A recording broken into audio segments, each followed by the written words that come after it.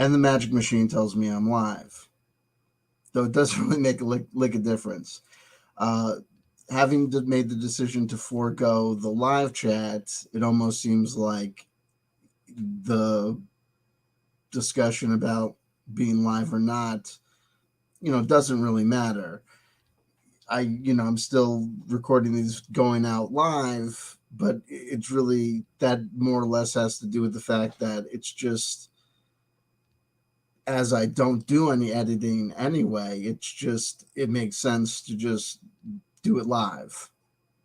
In the words of Bill O'Reilly, um, Cliff High, taking a break from David Wilcock, moving on to Cliff High, though hopefully not taking a break from my efforts to be a kinder, gentler CW chanter, trying to not create noise that will lose the communication.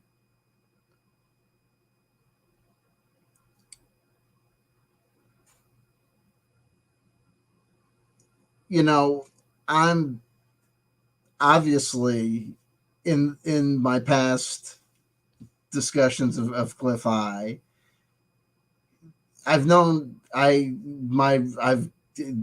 we've gone through an evolution. At one point, I was, I guess, in some shape or form, an ally in Cliff High. Finding ourselves both, fellow detractors of one Corey Good, and then finding ourselves co-defendants in an action again, brought by him. Though then, as time went on, we just lost touch. We just fell out of communication.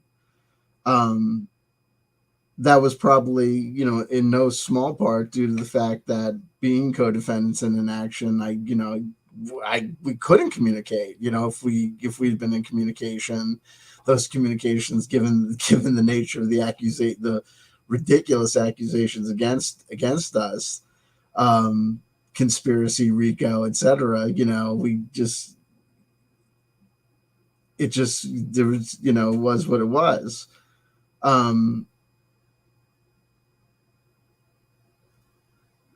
and anyone who's followed my career on YouTube long term will know that obviously I experienced a lot of distress when I had found that after, I guess, what I had experienced as Cliff High being away from the spotlight for a period of time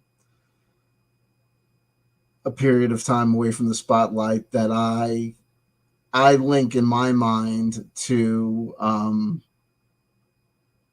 downturns in the cryptocurrency marketplace that he had been heavily associated with. The communication that he was then associated with, and what the messaging that he was pushing, in my mind's eye, was, quite distressing. And the vehemence with which he was saying words that, look, I'm not going to mince words. He was he was saying just absolutely, vile, racist, bizarro, insane rhetoric of the likes of, he was endorsing a debunked manuscript that is colloquially known amongst, people that don't shy away from the term neo-Nazi, as Himmler's Bible. I mean, there are people like Ryan Gable who, when I talked about him being a Holocaust denier, seemed to have a problem with me using the term Holocaust denier. But it is what it is, folks. I mean, look, you can have problems with a label, but if I might have a problem with my dad calling me, certain terms, but you know what I mean? It's like, it's what happens when, you know, you have sexual relations with other men. It's just, you know what I mean? It's like, it doesn't make what it is what it is.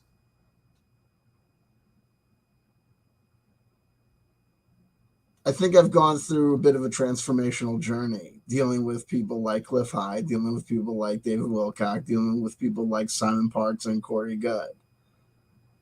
I've had time to put things in perspective. I've had times to look at my own activities, behaviors, and journey on YouTube, evaluating the actual size and impact of people versus the size and impact that I may have perceived people having, given what I know now about bot accounts and, you know, dead internet theory, and what things actually boil down to when the rubber hits the road. And also putting things into perspective as to what I can actually do as another human being on the internet.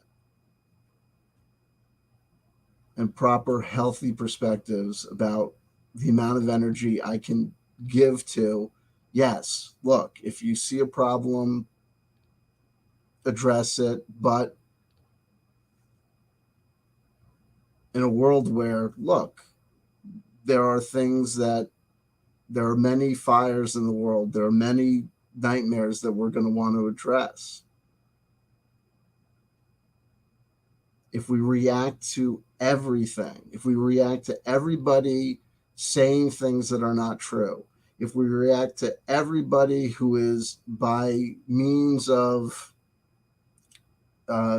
stolen valor, or, you know, claiming to have abilities and skill sets that they don't have, and we equate that with scamming, if we react to every storefront preacher that is selling salvation and taking money from people who really probably should be putting that money not into the collection plate, but into next month's rent.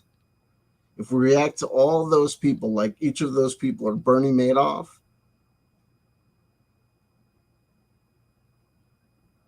we're going to have an aneurysm. We're going to drop dead on the floor.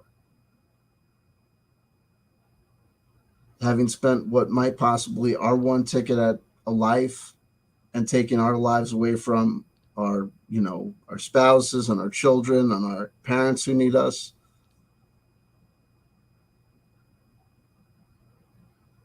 And we also need to assess, look, you know, it's like, you know, there's a lot of problems with Jordan Peterson, B. Peterson, Dr. Jordan B. Peterson, but there are some, everyone's got some nuggets of truth.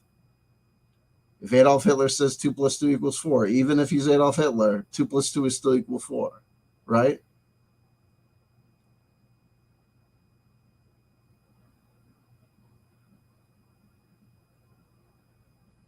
So if Jordan Peterson says, look, you know what I mean, make your bed before you try to save the world, yeah.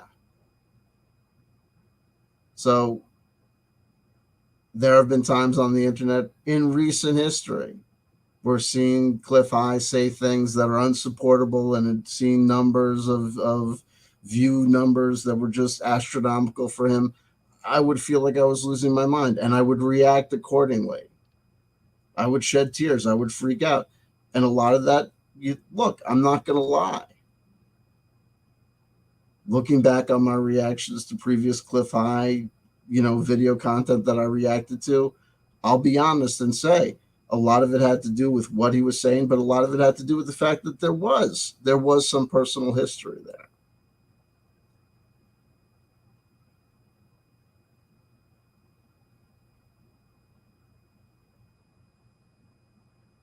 And to the degree that he's a stranger to me, and to the degree that I'm a stranger to him, still, human beings are complex. And I have a complex history, and he has a complex history.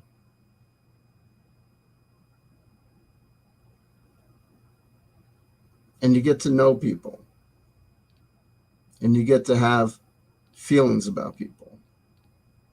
And you get to have certain fundamental understandings or beliefs about people that may be right or may be wrong.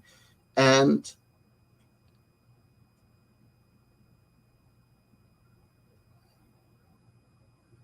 it might drive some people crazy when a guy like Cliff High might get from me, even after all the things that he said that are racist and homophobic and transphobic and downright violent. Though he'll deny it and his supporters will deny it, I can't win from losing. I'll make videos where I'll point out, look, he said this in this video, he said this, and I'll play the tapes, I'll play the clips, and then someone will come in the comment section, Cliff High has said on the record that he's not anti-Semitic or he's not this or not that. I'm like, folks, it is what it is. So knowing that people come to love their champions and love their leaders, not through logic or reason, though we all think that we do, I will participate and continue to participate in the discussion in the best way that I know possible. Hopefully in a way that doesn't turn people off, and hopefully in a way that continues to spread information and dialogue and discussion about these things. In the hopes that, as has hopefully happened in the past, someone who might be on the edge or someone who might have an ear that can be turned will hear and say, you know what? Yeah. As much as I like the idea or like the concept of what Cliff High is saying, I have to be honest. He has made all these predictions before, and they just don't come true. And to be totally honest, yes, he speaks in a very authoritarian tone that makes it sound like he really knows what he's talking about. But when you really think about it, what is he actually saying?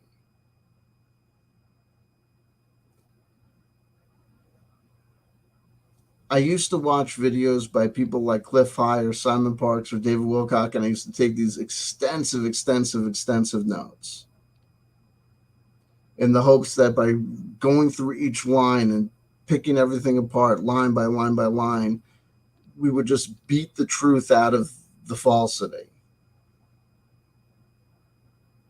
I've come to realize that the cost-benefit analysis of doing things that way doesn't make sense. The juice is not worth the squeeze. It doesn't really work that way. Number one, it's maddening because, look,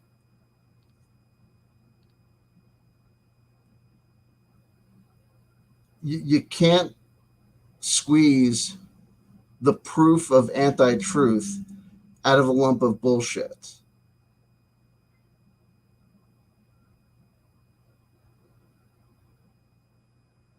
If you put a bunch of word salad through a salad tosser, it just comes out more word salad. If there's nothing really there, there's nothing really there. And also, I don't want to give anything short shrift, and I don't want to overstate my case by just with bravado. If there's something that I don't understand what Cliff is saying, let's just not discuss it. So I listened to this video. I have the link in the description box below. It's this interview that he did with Jean-Claude, a Canadian. It's amazing how many Canadians are involved with, U.S. politics, but it is what it is.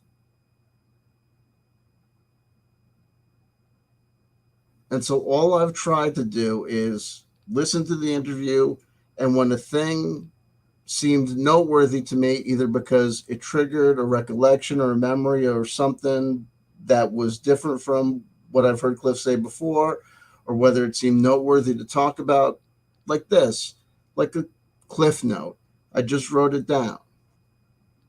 So I'll just go through the notes, the little lines, read the line, tell you a little bit about it, try and unpack it. Maybe it'll lead somewhere, maybe it won't.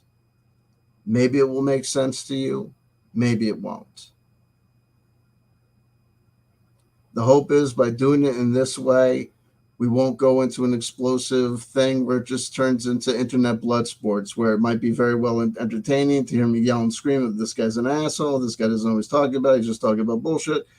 But nothing is won, because the people on the other side, the pro-Cliff people, will just listen to it and say, well, this guy's just obviously a shill. He's just here to yell and scream and to scream down. He's a Jew.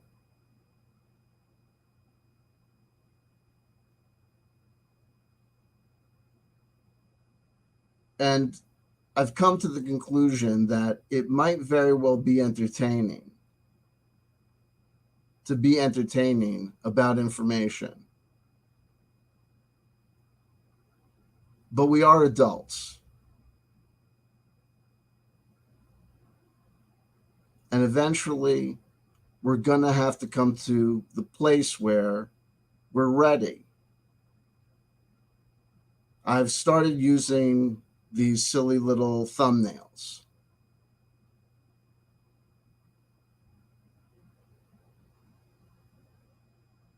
We are evolved apes.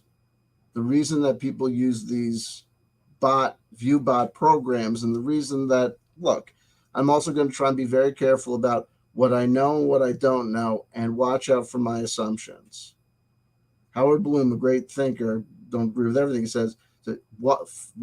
Find your assumptions. There's so many in this space. We just go on assumptions. We think it's so patently obvious. If one, then two, then obviously three. So we just speak as if three has been established. I've done it in the past. We've got this, we got this. So we say it's smoking gun evidence. Well, hold on. Smoking gun evidence is the dude has the gun in his hand and there's smoke coming out of the barrel. And in the room is a body, you know what I mean? Going, you know what I mean? He did it. You know what I mean? It's like, we got to be very, very careful. And if anyone's going to jump on that and say he just admitted that wasn't smoking gun, we all know what I'm talking. That was smoking gun. But we can be more careful and more step by step. And we also don't need to sell people on what we're saying. If we've made an observation and we think it's interesting for this, here's the observation, here are the facts, this is my opinion, boom, that's it. Yelling and screaming and all that stuff is just noise, and nobody needs it. And you don't need it.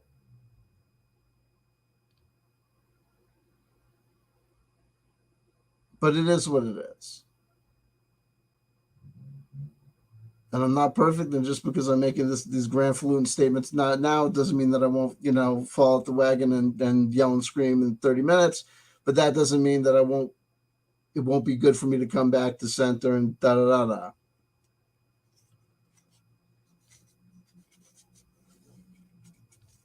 We, as a first world people, Germany, France, America, Australia, Mexico, all the first world nations,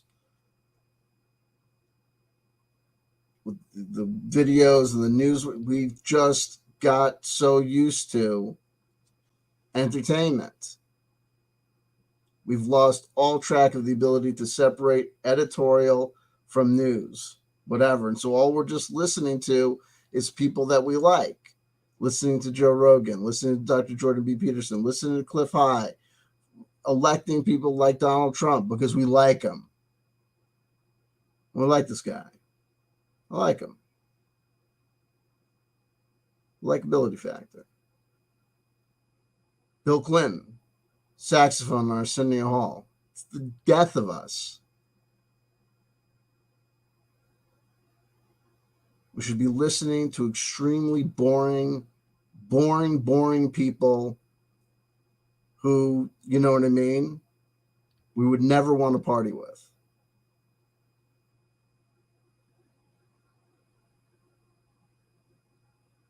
But we don't do this because to assess the qualities of those people involve being slightly bored for any particular period of time, which we're not great at because we're evolved monkeys.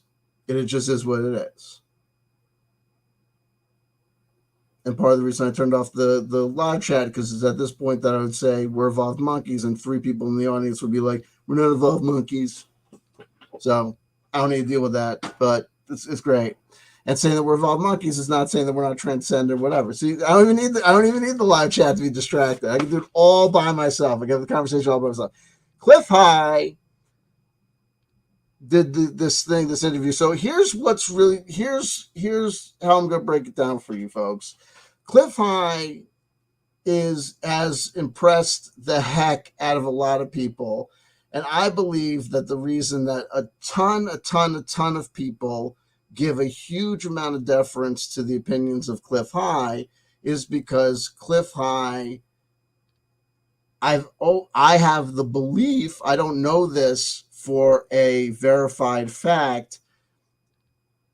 I've had experiences, including having Cliff High appear for interviews on my channel and seeing the views on those videos go bananas. And other people have said similar feelings and seeing the views that Cliff High gets. And Cliff High, we know that Cliff High is his claim to fame was having this web scraping, these web, an analytical web things, is that he's got real access to web bots, and so therefore it's reasonable to believe, and I believe it's reasonable to believe, having seen the metrics on his views and such, to believe that the reason that a lot of people put a lot of weight and have always put a lot of weight into Cliff High, from his work in the cryptocurrency space to now his work, now with the Elohim, the Kazarian death call, this jazz, whatever, and this July 15th stuff, is because people think that other people are listening to him, and it's this kind of herd mentality. Now, that is my opinion, and I've given you what passes for my I guess my evidentiary support for that would be the looking at his views, and then, but that's anecdotal. I will admit and concede that that's anecdotal. But here's the thing.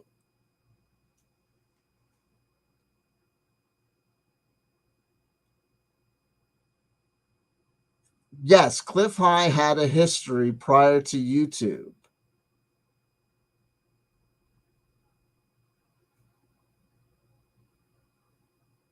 I saw an interview with him back in, like Mondo, like 2000 or whatever, the magazine, but, about his early work with the web, scraping technology. But, he's never been on, Joe Rogan or anything. It's kind of inexplicable. Yes, he's got these numbers, but it's hard to understand why. When we even know that David Wilcock uses bots out the wazoo, but we know that he's been on Ancient Aliens. We've known that he's been, in the scene for years and years. He does all these appearances at Contact in the Desert and, Human Life Expo and all those other, dog and pony shows and stuff. And all of the times that he's been on, Fade to Black and Coast to Coast AM, all that jazz. Anyway, I know what I know, and the other stuff that's anecdotal observation is anecdotal observation.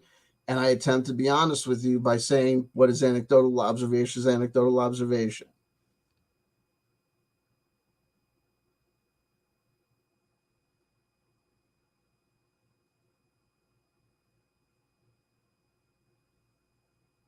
I want to be fair to Cliff High. I'm upset at what the things that Cliff High says, but you know what I mean?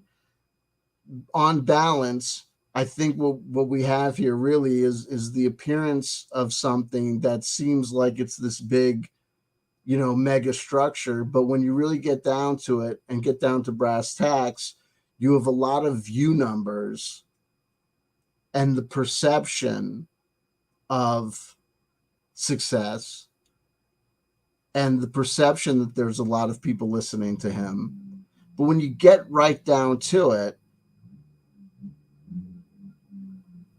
it's Jay Weidner. It's this guy, Jean-Claude, at this outpost, whatever this thing that he's got, beyondmystic.net is his operation. He's on Rumble, he's on this, he's on that, he's on the other thing. And the other main supporter of Cliff High is this guy, Dick Allgeier, at Future Forecasting. It's their group of remote viewers. They peer into the future with their mind.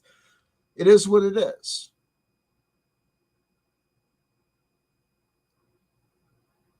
tangentially connected to this group is Kerry Cassidy's kind of an outsider. Kerry Cassidy used to name check Cliff High a lot, but Kerry Cassidy has her own, not to get sidetracked, kind of, what I observe as an ego maintenance problem and issue going on. And she has her own kind of way of looking at the world and has a situation where it seems as though she reacts poorly when other people don't view the world the way that she does. And so her and Cliff have been at loggerheads, and that has caused her to also get into fights online and off with Jay Weidner. I follow this stuff like it's a soap opera. It's a soap opera.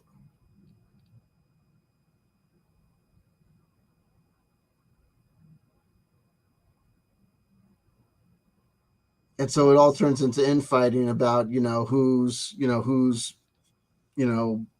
bat crap crazier for listening to who, and not accepting the gospel truth about, a workers' compensation claim investigator out of, wherever, being the reincarnation of JFK Jr. in a cowboy hat. You know what I mean? It is what it is, folks.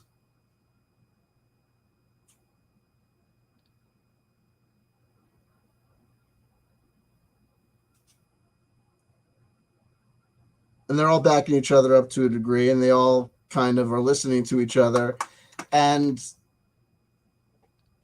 But amongst what I presume are bots, 20,000 views, 30,000 views. At some point, they give a number for the number of people that are supposedly watching in aggregate on YouTube and Rumble this broadcast when it was going out. And the number is given 20,000 people are watching the show. We're watching the show live. Taking that number as accurate, 20,000 people were tuning in to watch Cliff High. So 20,000 people are tuned into this messaging. And taking that number as accurate and thinking if we take that as a number of people that are tuned into this platform of messengers, whether you know it or not, 20,000 people or around there or a sample like that have been listening to, this has been going on for a while. July 15th, Cliff High has been talking. Now, I've been following Cliff High since he came back as like his friend Jay Weidner, Hitler apologist.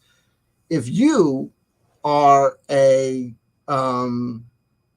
thinking about interacting with Jay Weidner or any of his acolytes, just know and understand that, Jay Weidner is on the record as saying basically, in effect, and if he wants to debate me about this, I'll debate him, in effect, that it's an open question about who are the good guys and who are the bad guys in World War II.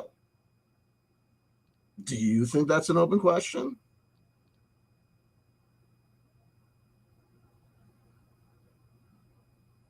Well, Jay Weidner also thinks that Jackie Onassis was a man, but hey, it is what it is, folks. And I'm not going to get upset about this anymore. You know what I mean? I'm not going to hang out with people who hang out with Jay Weidner unless they come out and say, you know what? Actually, that is kind of douche canoe. I'm not gonna party with those guys until they stop partying and start saying and you know what, people can do what they want. You know what I mean? It's not. I'm not gonna worry about what other people do. But what I am gonna say is, let's just get down to it. Okay, Let's talk. Let's just get down to it. Let's not worry about any of that other jazz. You know what? I'm not gonna worry about any of that other jazz. I gotta watch myself. I get off to the races. I get distracted. Also,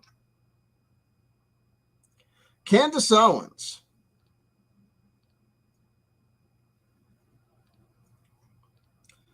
did say that the problem with Hitler was when Hitler decided to leave Germany. That's not actually the problem with Hitler, right? The problem with Hitler was that, you know, he killed the Jews, the gypsies, the Jehovah's Witnesses, and anyone who didn't agree with him, the homosexuals and the transsexuals. He put them into concentration camps and murdered them, including the little kids and the little babies, right? He did that in Germany. So if you ever tweeted, I know you didn't tweet it, if you ever put on Instagram anything about her saying something smart,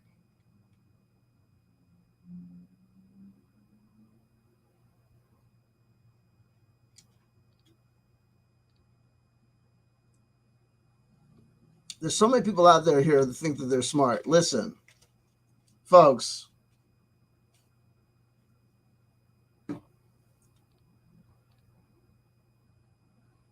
you're not woke, okay? I'm not here to insult you, but I am here to tell you this is this, okay? You're reacting with a rebellious spirit, okay? Because you don't like authority, okay?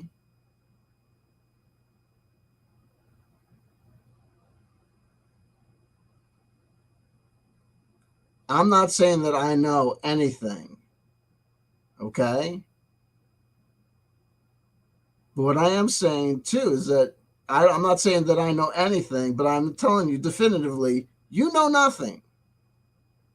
Cliff High knows nothing. Jean-Claude knows nothing. Kerry Cassidy knows nothing. What do I know? Nothing. But I know they know nothing. But they're telling you they know something. They're wrong. David Icke, all these people, if a person gets up on stage and tells you for 7 hours, Mark Passio, any of these Dondelinger human beings, anytime a human being starts talking for hours and hours and hours and hours and hours about all the stuff they know, you should tell yourself, what the hell is this person talking about that they know all this stuff? You should say to yourself, what do I know? You know nothing.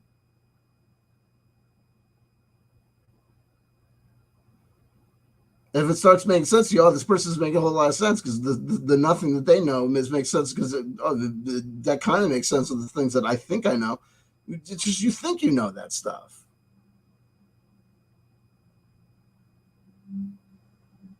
Knowing nothing, your mind searches for answers. You have none. You want answers. That's okay.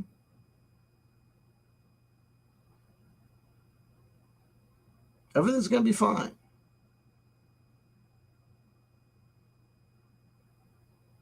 Especially on sometime between July 15th or possibly July 16th, when it's a distinct possibility we're all going to trip balls. But, word of warning, if, say, for example, you're uptight old man, okay, or like Grandma Moses or whatever, or like Sheriff Willoughby or whatever, you know what I mean?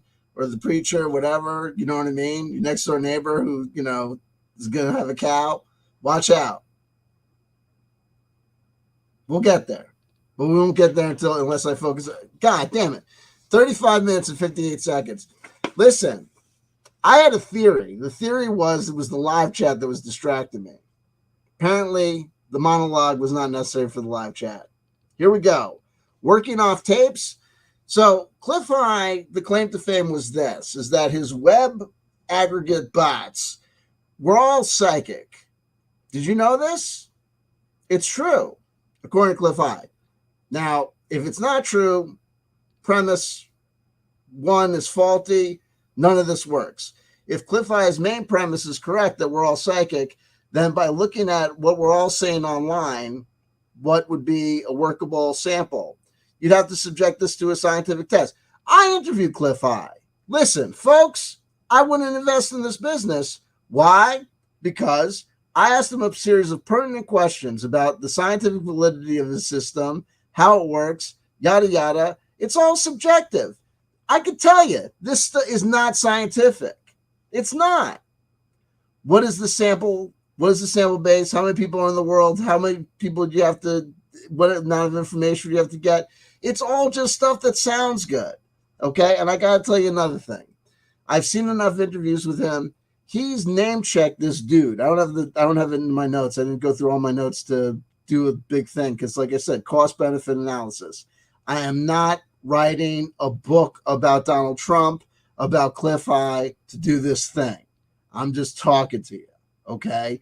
He's name checked this dude several times, and this dude was famous. Why? This dude went to the pokey because he had this like stock information based on like my thing about the nostalgia loops, that there was a cyclical system of blah, blah, blah, blah, blah. It turned out to not be a scientific system. He was acting like it was a scientific system. But remember, Cliff High had this thing where it was like getting this information from the web and you get this Otlo reports or whatever. It's a similar type of thing. I'm not saying it's a scam. I'm not saying he doesn't have web bots that get X amount of information from the internet and that he does a thing or whatever. I'm just saying it's not scientific. If there's a correlation between the data that his reports put out and good stock advice or whatever. I've never seen any of these Atlas reports. I don't know what they constitute, but I am saying to you, based on my conversations with Cliff High, where I asked him questions and he gave what kind of were answers, if there's a connection between those things, I think, based on what I just told you about what the data collection I did was, it's rando. It's just coincidence. Okay? There are people who go to business school to do stock and market analysis. What Cliff High does ain't it. And I'm telling you, what he used to tell me, what he did and what he talked about in the interviews that I saw in magazines, and what he's now saying, because he starts off, he says he's working off tapes, data tapes. Who stores data on tapes? Like tapes.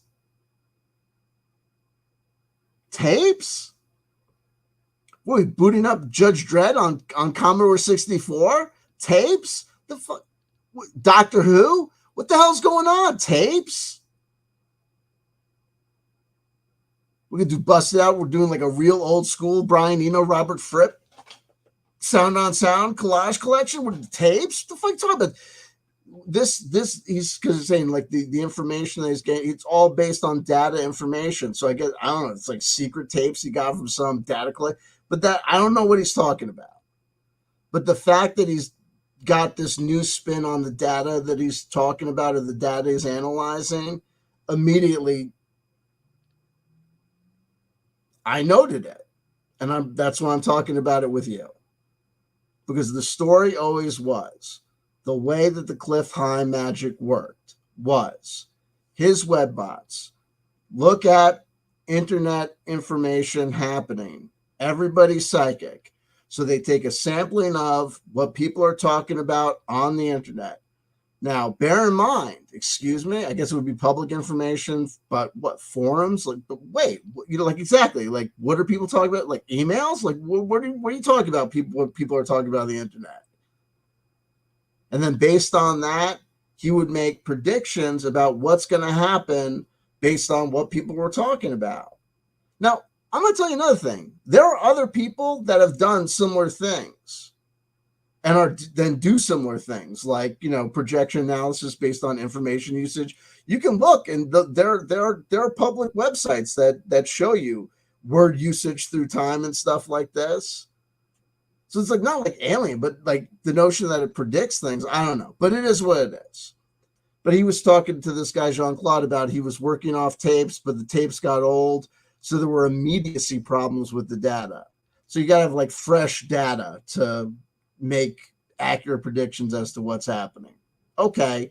But again, I guess there was maybe a something happened with the technology he was using or the equipment he was using. I don't know, because Cliff High has always said that he, quote unquote, has fuck you money. I've always wondered about this because I always said that I don't want to speculate. Who cares? He does say that he's been spending a lot of time in ERs. Folks, I'm not here to harp on a dude. I will tell you this.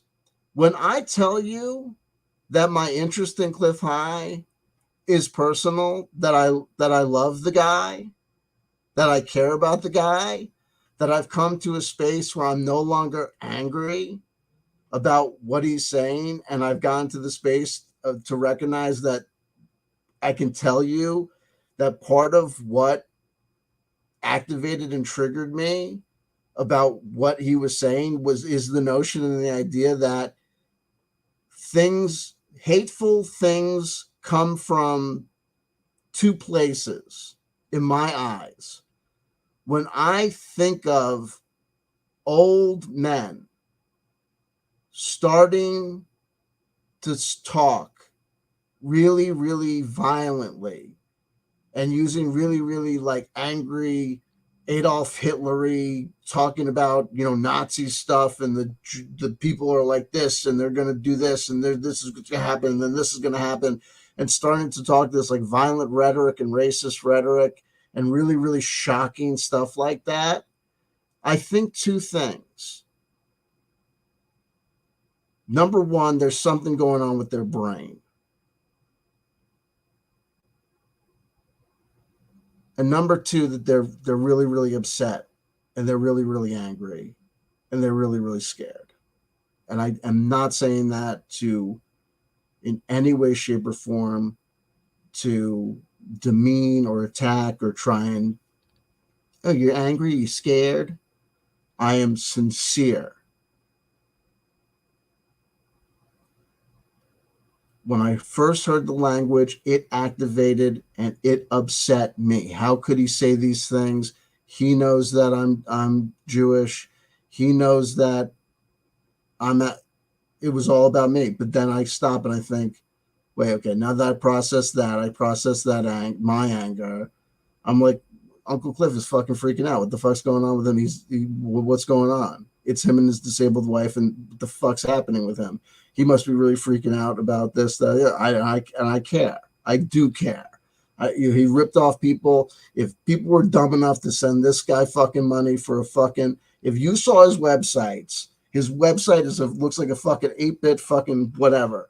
If dumb shits give an idiot fucking their money for printout, I'm sorry, at a certain point, you know what I mean? Everyone has to take responsibility for certain things. And when a guy starts going crazy, you know what I mean? If he committed a crime, that's for the police to investigate, this, that, and the other thing. He's saying kooky things, and it's bananas. And it's a real shame that people like Jean-Claude, who clearly is not bananas, is not recognizing that this guy you're really, the guy, Cliff High, I have him on record as basically admitting to murder. You know that, right? I mean, I don't make a big deal about it because I don't think that he did it. But he says, like, there were, what does he say? Oh, there were, spies or agents after him, and he got rid of one of them. The implication is that he 86'd one of these agents. I don't think it happened. You don't think it happened. I don't know if he thinks it happened, but it's a nutty thing to say. It's like admitting murder on YouTube. He did it. He admitted it. He basically said it. It's like bragging about a murder on YouTube. It's the silliest, stupid. So if you think Cliff High's a genius, what kind of genius admits to murder on YouTube? Okay? You need me to go find the video? I recorded whatever, dude. So he's having a lot of time in ERs, which contradicts, just like Jay Essex. I don't go to doctors because I don't want to be on earth too long. I don't care about living too long. That's why I don't go to any doctors. And the next thing out of his mouth is, my doctor said this, my doctor said that.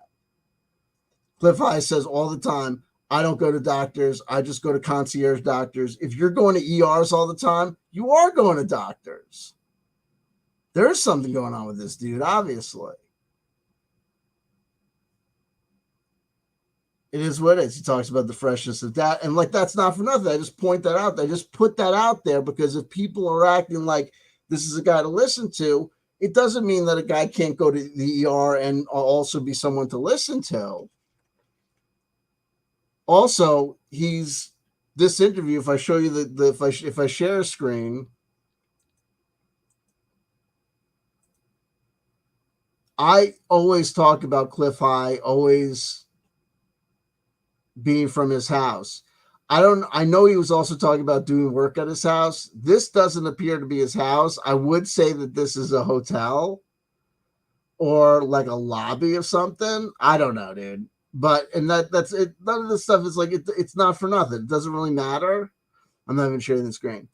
It doesn't really matter. It just goes to show you that there might be something going on, that he's outside. I don't know, dude. I don't want to get too far afield. It just is what it is. I'll just keep on moving on. He talks about the freshness of the data. He also talks a lot of this stuff will be going down in China. So he's been hyping this July 15th thing. A lot of stuff's going to be happening July 15th. I have been following Cliff High for years. So I just want to tell all of his diehard supporters that are waiting for something to happen to July 15th. I literally can show you on my phone. I have multiple dates that I've labeled Cliff High days. Okay? Multiple days that I have as Cliff High days. He's had February, he had a day in February. I couldn't tell you how many of these days are Cliff High days. He picks days all the time. And it just is what it is. So I don't know if I say Cliff High, and I probably have said in the past, there's no data. He's not running any numbers. There are no web bots out there. The only web bots are doing are botting views. That would have been an assumption.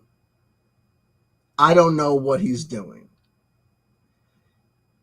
An assumption that I'm tempted to say, if he's saying that a lot of this stuff will be going down in China, is to say he's laying the groundwork for explaining why you're not going to see something. That's an assumption.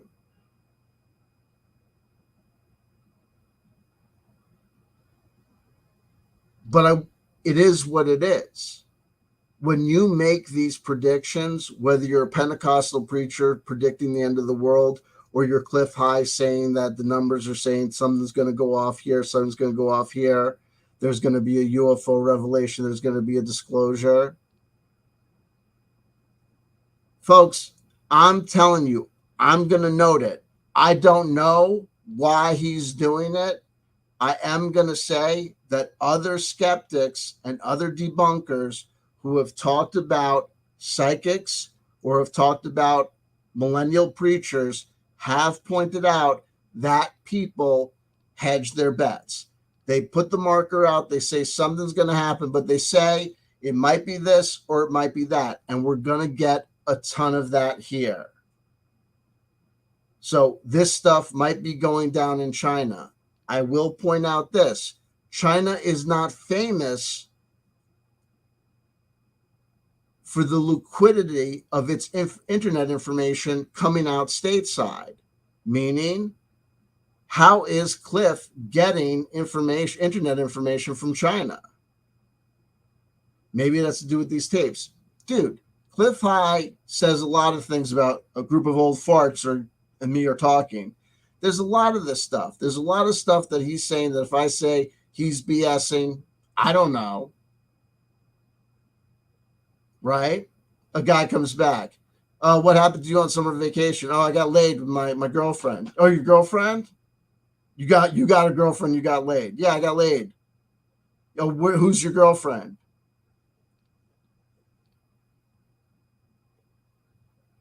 Joanna Wick. Joanna Wick.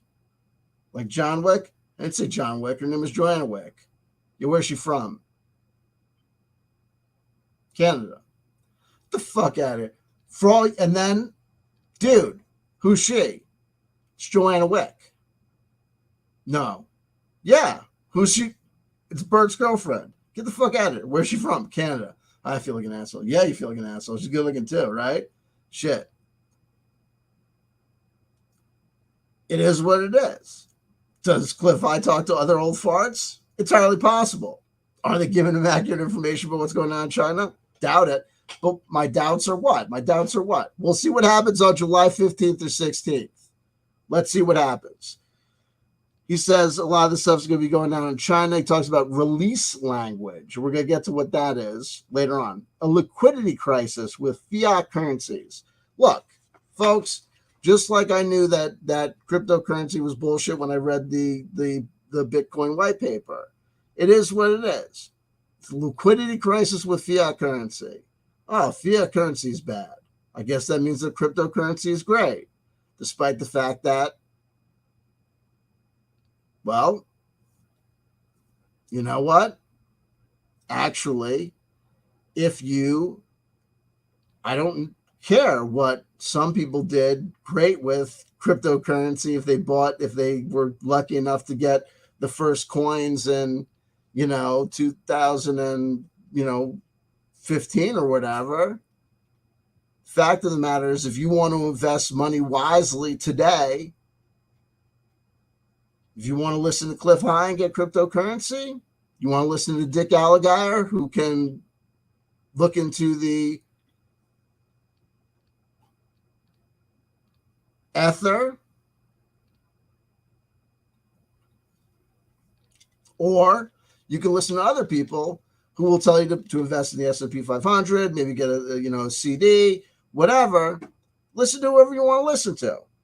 You know what I mean? Hodl. Do whatever you want to. But the fact that we're talking about a liquidity, that the psychic humanity is saying there's going to be a liquidity crisis with fiat currencies, just like Cliff High would expect it to do. It's just like these remote viewers, at Future for Dick Alligator's remote viewers. It's amazing. These Dick Alligator's remote viewers consistently see shit that you would expect people who believe in remote viewing to see.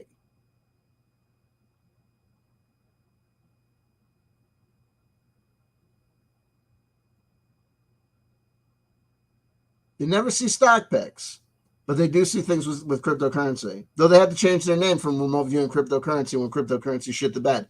I don't know why they didn't see that coming. Anyway, it is what it is. Citation made to Dick Alligator's work, even though Dick Alligator relies on Cliff High. So you see, it's people just referring back to each other. In my estimation and opinion. That's my observation.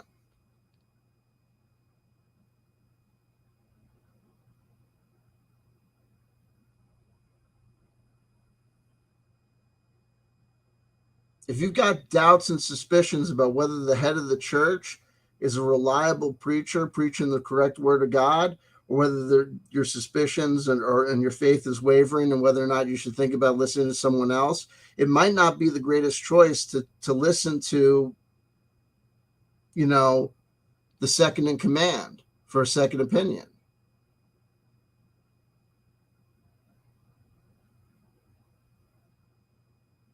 You want to go completely outside and hear someone else speak.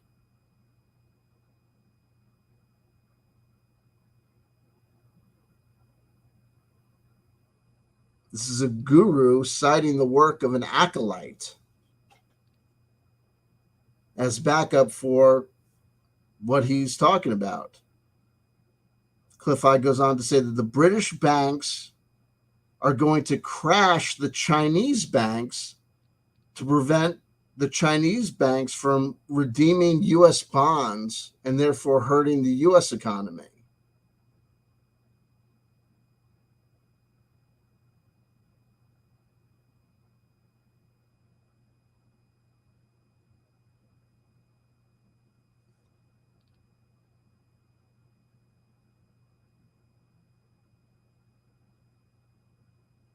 I don't know how that would work.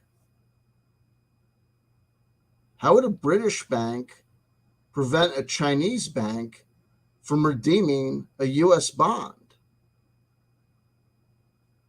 What would be the incentive of a British bank from preventing a Chinese bank from redeeming a U.S. bond? The interview brings up the reporting of Zero Hedge. Zero Hedge reporting is often brought up by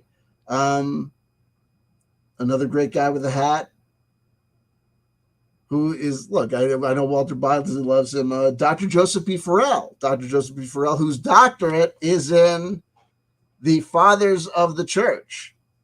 He's got a doctorate in history, right? Calls himself doctor. He's got a doctorate in history. I've got a doctorate in jurisprudence. I don't call myself Dr. Benjamin I. Zavodnik. Why? I'm not a pretentious asshole, right? I still, I'm from that, that old fashioned crazy world where, medical doctors call themselves doctors and people who just have, PhDs in ridiculous things like the Fathers of the Church, just call themselves Joseph. Joseph, I'll buy you a pack of Luckies. Help you with your sinuses. It's narcolepsy, Walter. Zero Hedge. You know Zero Hedge, where the erstwhile head of the website, it's a fucking website, goes by the name of Tyler Durden. You know Tyler Durden. He was not the main character, he was the figment of the imagination of the psychotic main character in the book Fight Club. Zero Hedge.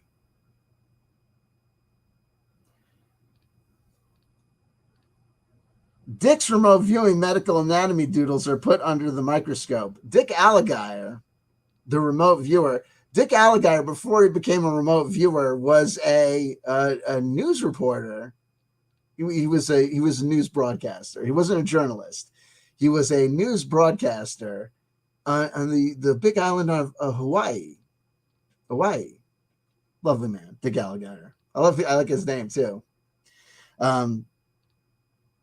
His real name is Richard, but we all call him Dick. Gotta love it. He remote viewed a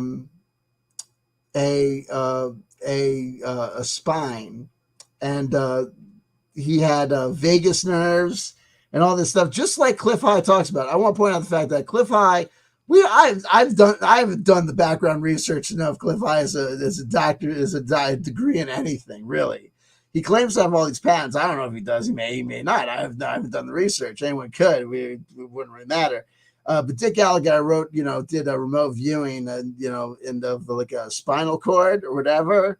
And these guys talk about it. And then, as he's wont to do, he does this all the time. Cliff High talks about, the nerves. He does this all the time. He talks about, I've done, an analysis of Cliff High's amazing, gene splicing works this. You can't splice a gene this way. The only gene that has this is a gorilla gene. And we've gone to Wikipedia page and been like, look, he's wrong. You know what I mean? I'm not saying that Cliff High doesn't know how to program a computer. If he knows how to do anything, he knows how to program a computer. He does not have any sort of degree in biology or whatever. Not that a person can't be well-read in different things, but we've seen him and we have him on record as being debunked and demonstrably incorrect when it comes to things like biology, physiology, and the nerves or whatever. But Cliff makes statements about the human nervous system and chakra system that may or may not be true. I'll give him the benefit of the doubt. I don't know, but he doesn't know either. Okay? Oh, talk of the normies as a generalized class with universally predictable reactions. Listen, let me tell you something. This is the world of Cliff High. Okay? The world of Cliff High, I was trying to think about how I could best describe this. And I was thinking about it. I was going over this way, and I was like, maybe I could analogize it to this. And then I just came back to Subdivisions by Rush. Okay.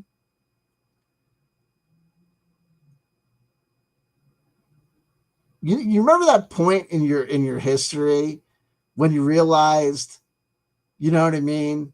Oh man, those cool kids. You know what I mean? They think they're so cool. They're not cool. They're just they're a bunch of jerks. You know what I mean? They think they're cool, but they're not really cool. They're just a bunch of jerks. You know what I mean?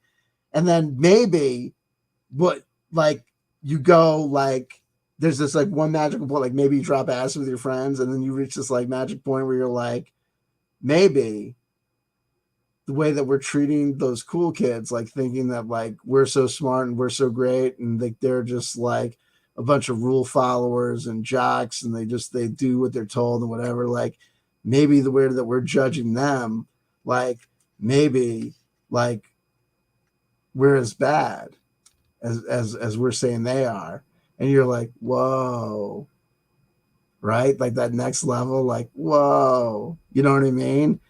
Apparently, I have this experience in this community all the time.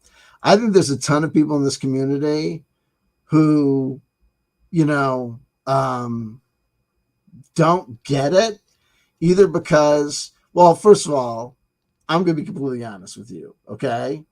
One of the frustrating things about this, it's like these people that there's a lot of people in this community that talk about like, yeah, it's like, in today's modern society, they give out all these, participation awards, and blah, blah, blah. And it's the Dunning-Kruger effect.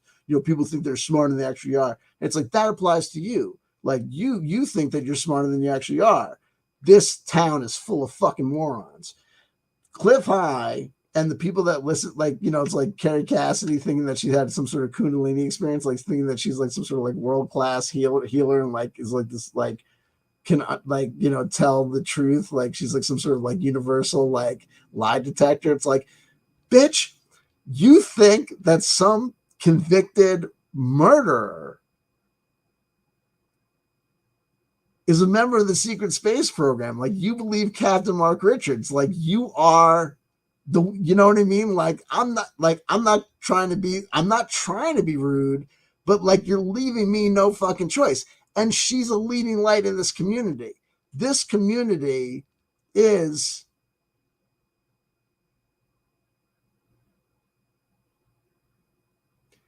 do you ever see that movie like Welcome to the Dollhouse?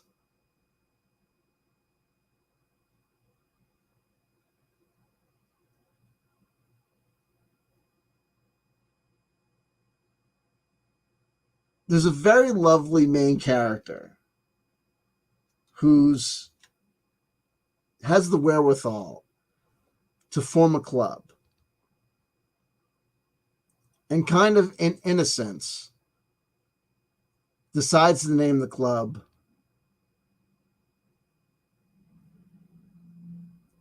the special people's club, I think. Okay. And she's trying to get people to join, and she's inviting people to join the special people's club. Okay. I'm analogizing the special people's club to the ufology conspiracy truther kind of thing here we got with Cliff High and Jean-Claude, no offense, Jenny Moonstone, Simon Parks et al. She's trying to get people to join. I can't remember what character it is, but one of the rough and tumble characters she's trying to get to join, another young person, says to her, do you know what special people means? Do you know what a special person is? It's an R word. Your club is for R words.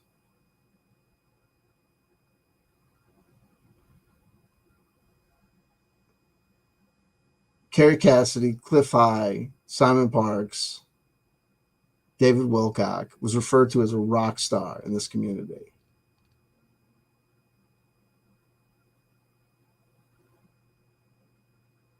dated one of these bitches. You know what I mean? Like, I can't believe I wasted, you know what I mean? Like, holy shit.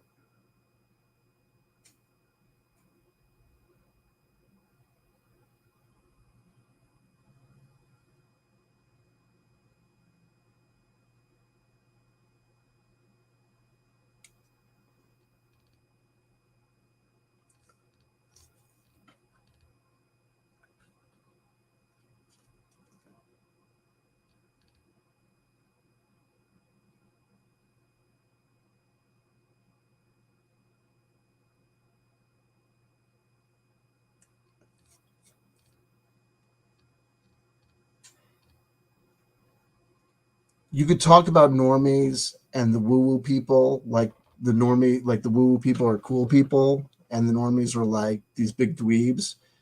Do you think homophobia and transphobia is woo woo? Because I think homophobia and transphobia and racism is so fucking normie. It's beyond normie. But beyond that, do you think that you can classify people as woo woo or normie? It's like that's so fucking. It's not even high school. It's middle school.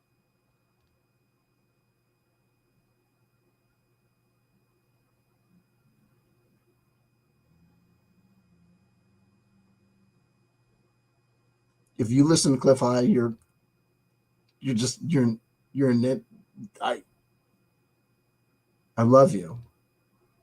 He talks about the meniscus. It's all about the meniscus, baby. Everything's about meniscuses with this guy. I think it's just a fancy word. I don't even know what the fuck it means. Let me look it up. But apparently everything's like a meniscus and everything's got a meniscus. And if you have a meniscus, it does something. Meniscus.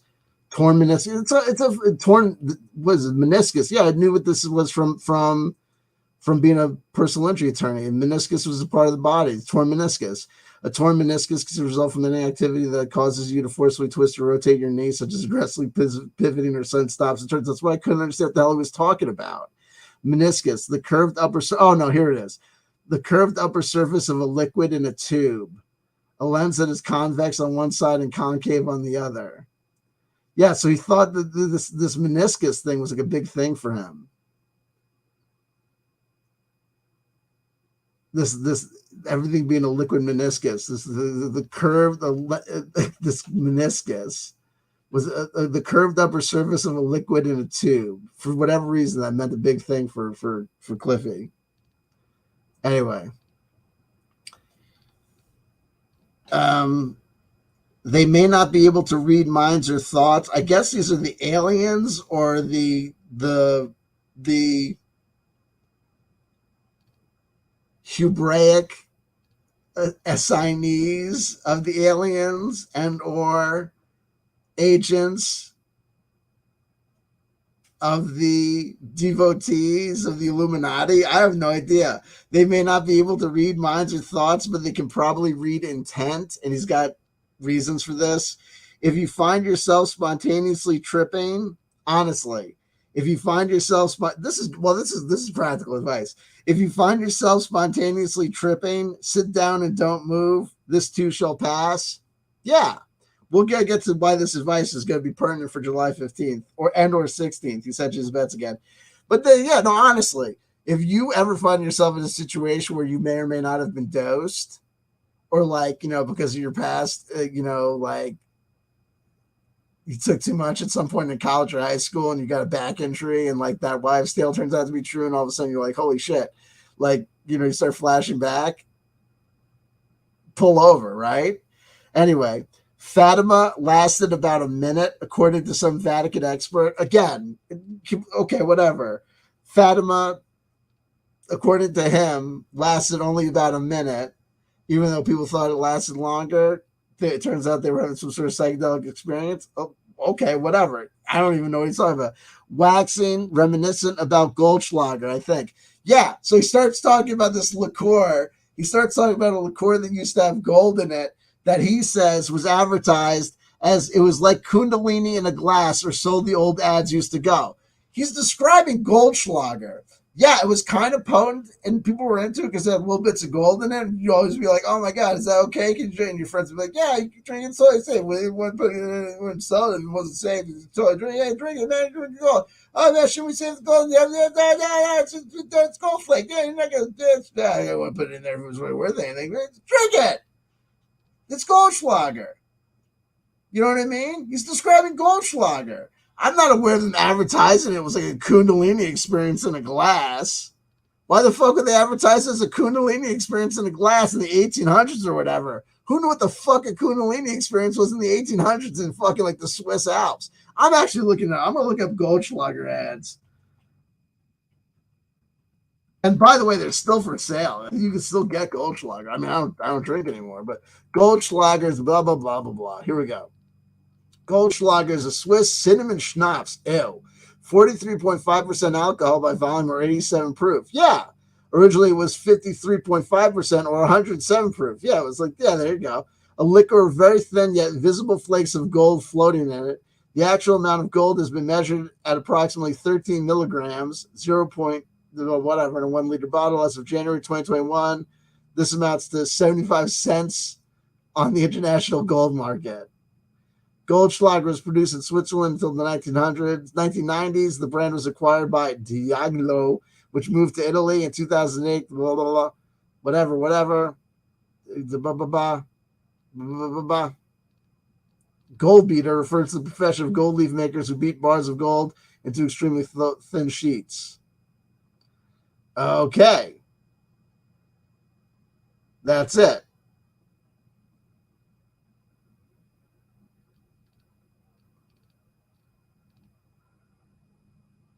It was produced in Switzerland until the 1990s.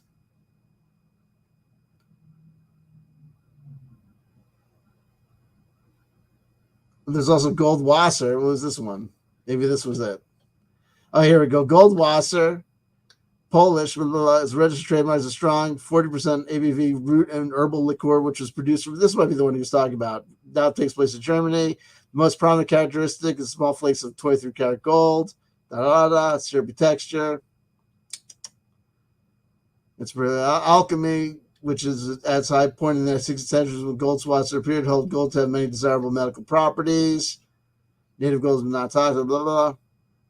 Drink was invented by Dutchmen. Da da da da. Da da da da.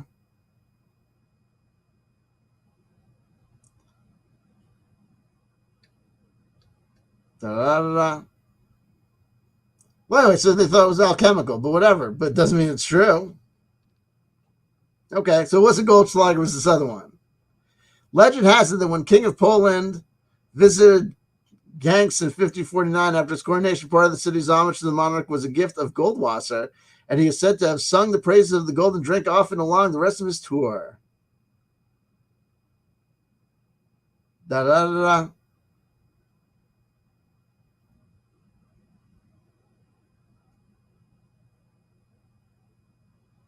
The Mennonites.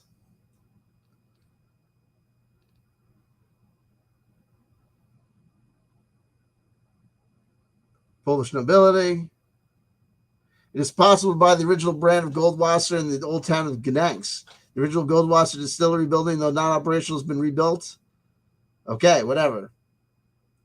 Well, this was a fun little rabbit hole.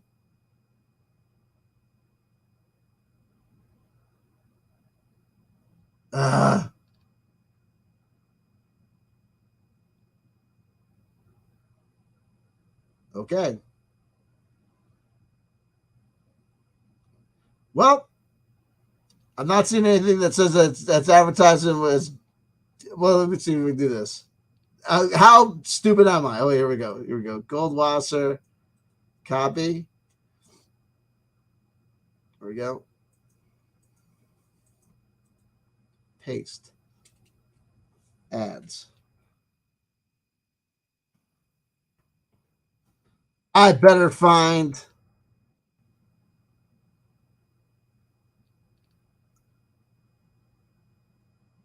This is terrible. This is a great way. I mean, if you're listening to this, you got to be just like, wow. This is the worst episode of CW Chanter ever. This is the worst.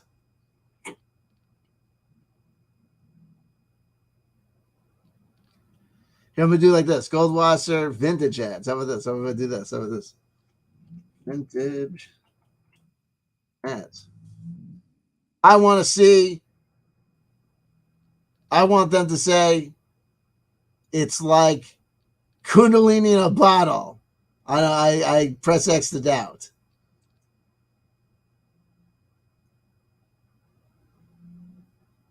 I don't care.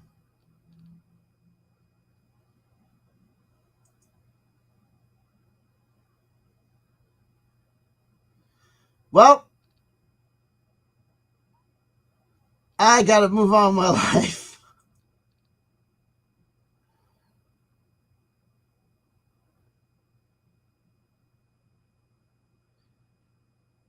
Okay, I'm moving on with my life. Well, that was a waste of time. Okay, anyway. But, hey, let it be said. Let it be said that I was willing to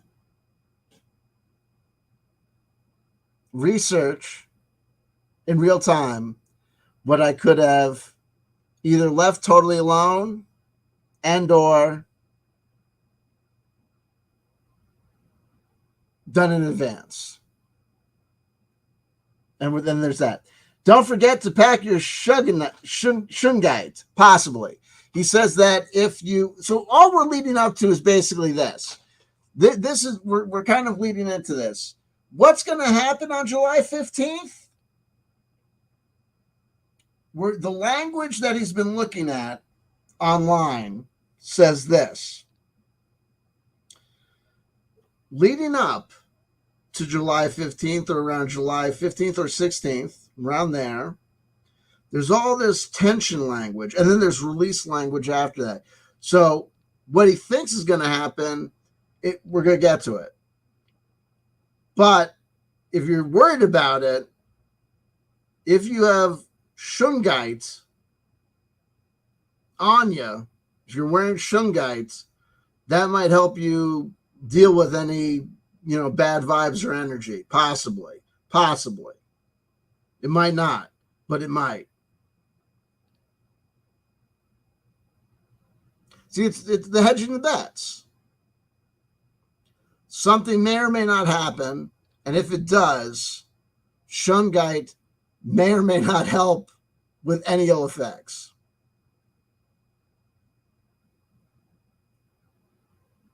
If I'm lying, I'm done. You can watch the interview yourself. I'm not screwing these guys on my analysis.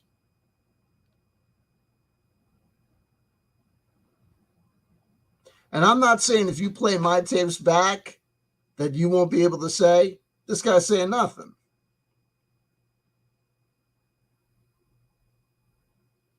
I'm saying when you play all of our tapes back, when you play your tapes back, you're saying nothing. It's all been a waste of time. If that sounds depressing, it shouldn't. As long as you didn't spend money, just don't do whatever. Here we go. This is what's going to happen. This is what he's been saying fairly consistently. So don't lose sight of the following. Because for all the waffling, for all the covering his ass, for all the covering his bases, here is the definitive statement. He said this before. It gets buried, but here's where we got him. This is what's going to happen either on the 15th or the 16th, maybe at 1 o'clock in the morning, right? There's wiggle room all over the place, but it's going to be something like this. So watch this, because if nothing like this, and there's a lot of, this is Swiss cheese, but even Swiss cheese is cheese with holes in it, meaning a lot of stuff can get through, but there's got to be a piece of cheese with holes in it. You know what I'm saying? An event is going to happen. It's going to be captured on film, but there will be an ongoing debate as to what it was and what it meant. It could be a happenstance or an occurrence. What the fuck does that mean? Here's the other thing about Cliff High, who I love. Cliff, if you hear this, let me tell you something. I love you. Just like I love Shane the Ruiner. Absolutely. Right?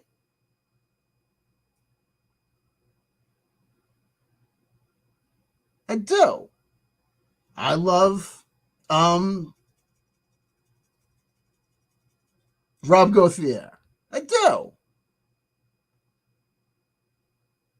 But with all these characters, when I tell them, listen, and I got you can say whatever you want to in response. Okay? We can play a game of there's a difference of opinion. We can act as though, yes, there's a difference of opinion, and if you don't concede it, that's fine, and blah, blah, blah. I'm right. A happenstance or an occurrence, that changes nothing. If there's something that can be captured on film, it's not a happenstance. It may be an occurrence. There may be debate about what it was or what it meant. What is this happenstance? Let's look at the word happenstance. Because if we look up the word happenstance, I think we're going to really realize just how much bullshit we're dealing with here. Happenstance, definition and meaning. A circumstance, especially that is due to chance. A circumstance, especially that is due to chance. So he says that it could be happenstance. He literally says that what he's predicting on July 15th could be the result of just chance.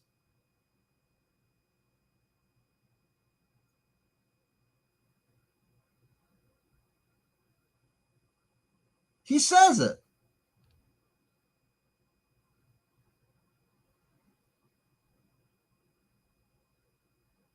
He says, I'm predicting something,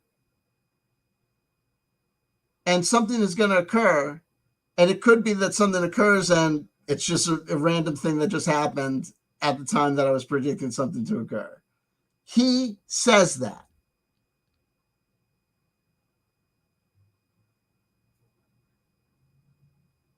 If me pointing out that he said that doesn't wake you the fuck up to what's happening with this whole Cliff High situation, Jean-Claude, Jay Weidner, Jay Weidner's Leo Zagami Jr. guy, any y'all, Kerry fucking Cassidy.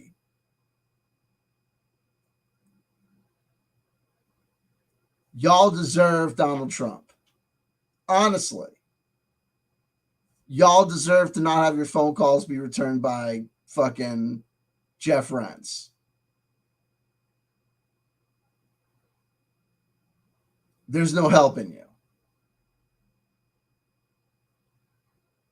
I'm trying to fucking help you. Do you understand?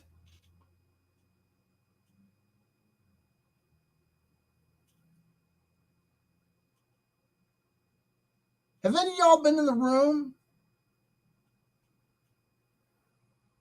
when the people are telling the mom, you know, we love you, but are you listening to Jimmy? Jimmy's telling you that he's not going to quit the drugs. He's telling you that he's not going to quit the drugs. That's not Jimmy. Can you just quit the drugs, please? Mom, I'll try. I'll do it. I'll quit the drugs.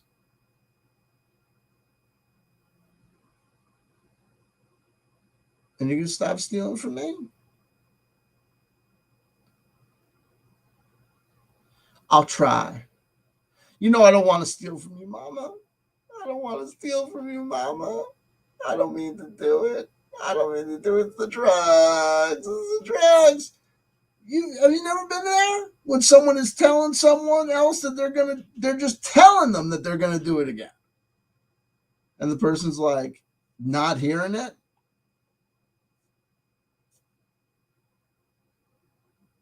He's betting on, well, we'll go on. An event is going to happen. It's going to be captured on film. Okay, July 15th. Get your cameras ready. Get your phones ready. It's going to be captured on film, but there will be an ongoing debate as to what it was and what it meant. So I guess it could be anything, right? UFO sighting. That never happens. And it could be a happenstance or an occurrence. And then they start talking. So here's where I'm getting to. And if you look at my handy dandy starting to give the kids what they want, everybody needs a fucking thumbnail because you're kindergartners. You need little drawings and stuff to get your attention, to get you clip on the video. I hope you're proud of yourselves, you little morons. Honestly.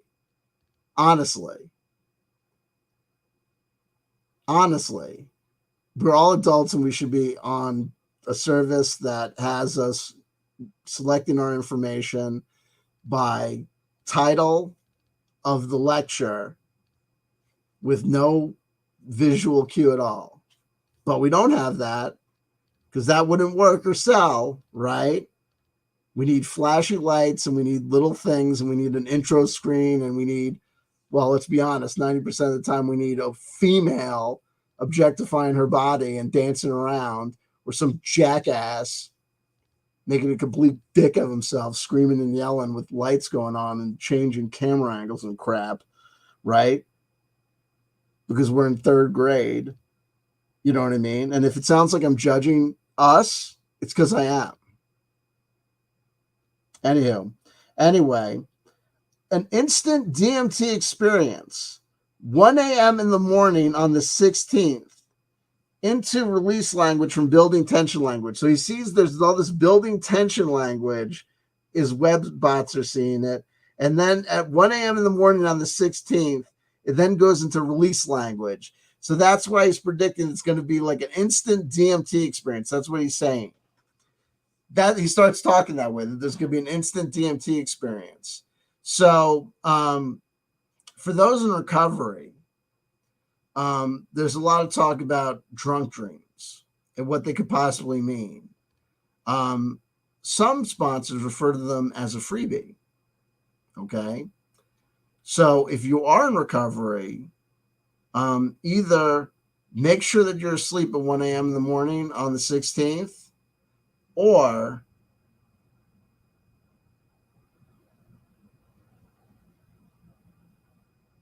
now here's the question. If you intentionally stay up till 1 a.m. on the 16th, which is it's a weekday, dudes and dudettes, I think. Hold on. Yo, that shit's a Tuesday, man. No one's got an excuse. Unless he also, look, Cliff High is such a fucking genius. Is that 1 a.m. Eastern Standard Pacific? What is that? Right? And it's supposed to be happening in China.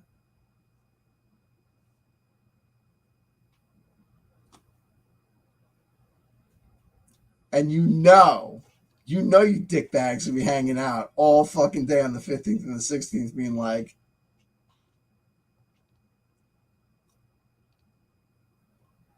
maybe I should smoke a little weed, get it started. I don't know, you feel anything, man? Or is it just the weed? Fucking assholes. There's no one's, or, oh, you didn't trip, man? You didn't trip because you didn't believe. If you really believe in the power of Cliff High, that's the day you're really going to ascend, man. I believe in the power of Cliff High. Oh, man, it's happening. Oh, shit. Oh my God. Oh, shit.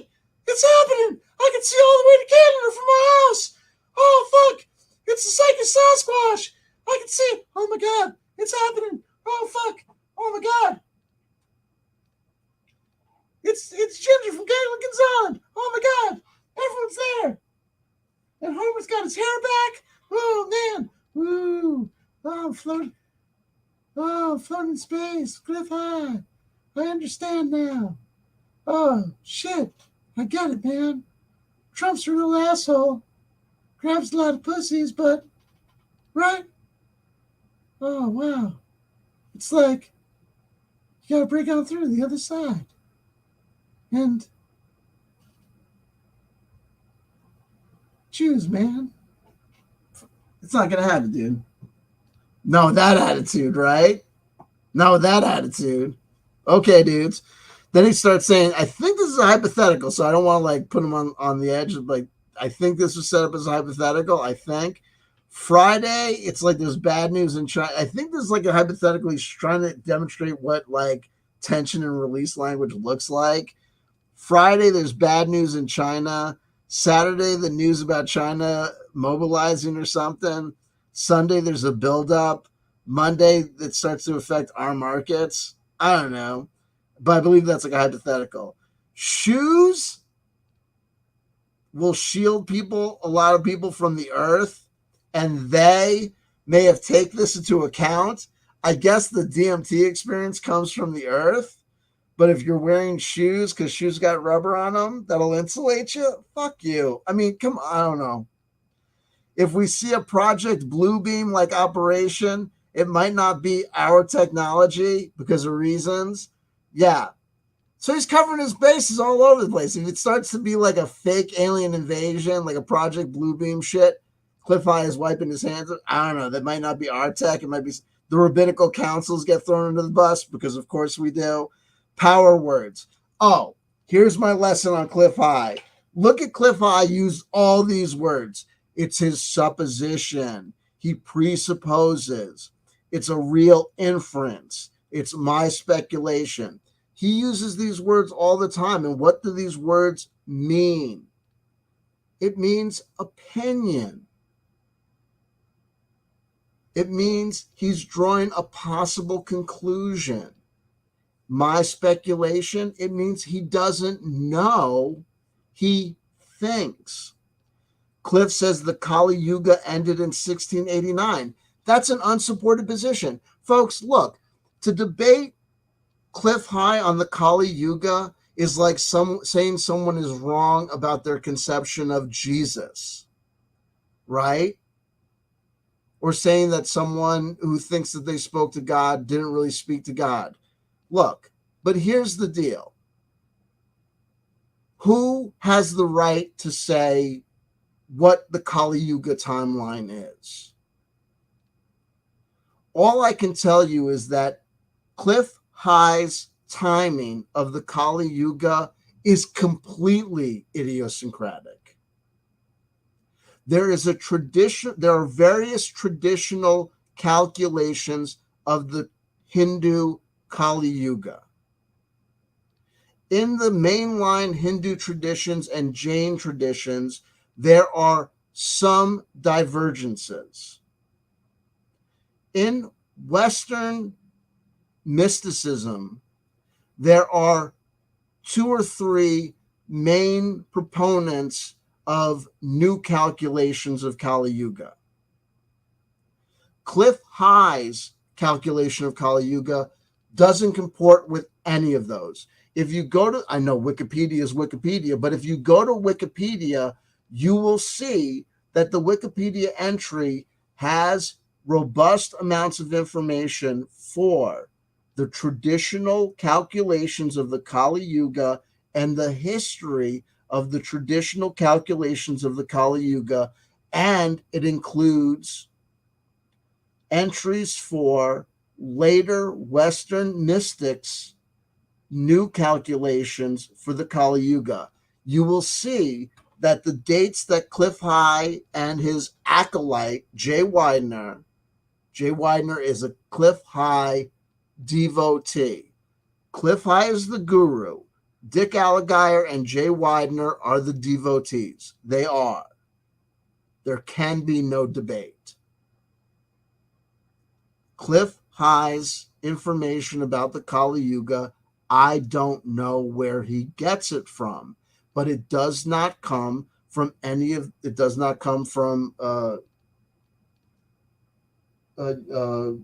Sri Aurobindo. It does not come from Satya Swari. It doesn't come from WB, who was his name? Like Yates or anyone. It doesn't come from any of the main, but that doesn't mean that he's wrong. It just means that he's idiosyncratic. It comes from either him or some source known to him, but not known to me. And I was involved in the International Society of Krishna Consciousness. I was involved in, I've studied different Hindu denominations. I was involved in, don't worry about it.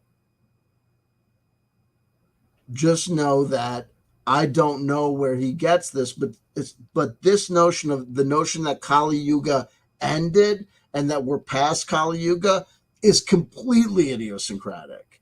It's like Jehovah's Witnesses saying that Jesus has been reigning in heaven since such and such and such a date, and that's why they thought the world was going to end in 1975. It's just a complete denomination thinking onto itself. It's completely foreign. Look, there are people that think that we should remove, there are people on YouTube that are telling people how to remove their chakras, right? Abby Normal was one of these people who was telling people was on YouTube 6 months as a channeler, and all of a sudden had the bright idea to start telling people to remove their chakras. I don't know how that would work, but go for it. Thousands and thousands of years of Hindu, Buddhist, Jain traditions. Let's just take them out. Why not? Okay, look, hey, do what you like. I'm not telling them that they're wrong. I'm just saying, look, it is what it is. It's idiosyncratic and it is without precedent. And we can't act like it has precedent. It is what it is. And we haven't even talked about circumcision yet, says Jean-Claude. But what about the fall? Tell us about the next 6 to 8 months. Culture wars. But of course, there's going to be culture wars. The universe will not allow the destruction of the white people. That's Cliff High talking. Cliff High says that there's going to be culture wars over the next 6 to 8 months because the universe will not allow the destruction of the white people, because apparently that's what he thinks is happening on planet Earth. Folks, let me posit an alternative theory.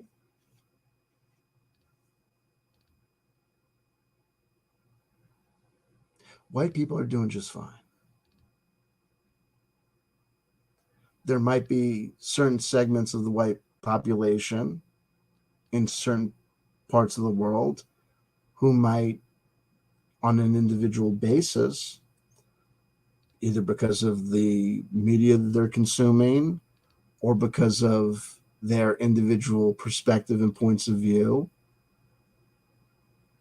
feel as though they are in some way, shape, or form under attack.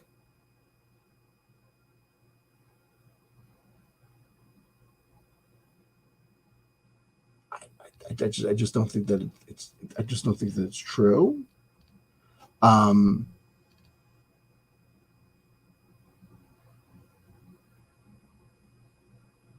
And the notion that the universe would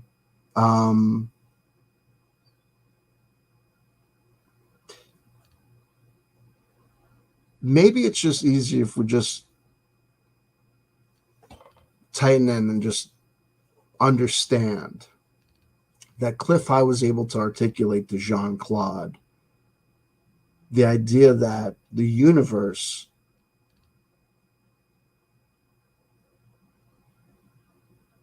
number one, the universe gave a shit about people, humans, and number two, gave a shit about white people, and articulated that to Jean-Claude, and Jean-Claude immediately didn't go, well, Cliff, my brother, I love you, but, come on. The universe probably doesn't give a shit about people, humans. It probably, I mean, to the degree it cares about life, just cares about all life, and we're all just in and out and reincarnating or whatever.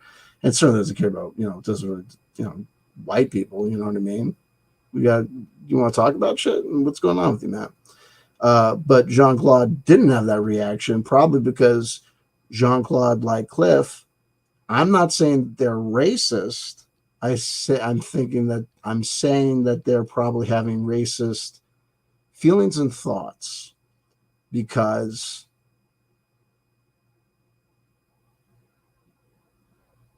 something's going on with these guys. Something's going. If you think, look, there used to be, hold on.